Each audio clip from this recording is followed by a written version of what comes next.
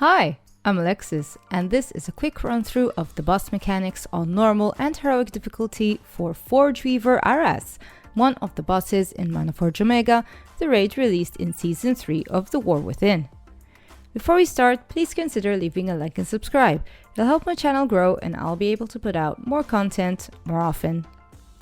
The main event of this fight is when the boss casts Invoke Collector, where the boss creates an arcane collector. This is surrounded by a shield and cannot be attacked, for now at least.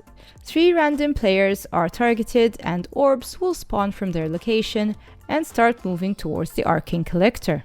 Targeted players try to move as far away from the arcane collector as possible, because you need to destroy them before they reach it, or they will blast the raid with AoE damage and also leave ticking damage, so it's either a wipe or a lot of extra work for the healers.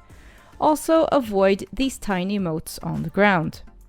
On heroic, players also have to deal with arcane obliteration. Players need to split into 2 teams and take turns soaking to spread out the damage. This action also spawns an arcane echo. Keep the ad away from the boss because their damage done is increased by 75% and damage received is reduced by 90% when they're close to each other. So the player that gets the soak should just move away from the boss before the ad spawns.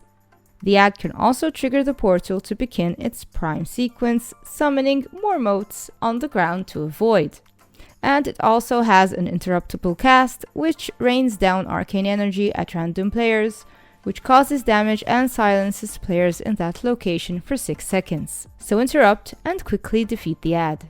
The boss will create more arcane collectors during the fight, just deal with them as you did the first one. During the intermission phase, the boss casts Arcane Expulsion and blasts the raid with AoE damage and knocks everyone back. At the same time, the boss starts an arcane ritual in the middle of the room. Don't stand in it or you'll get damaged.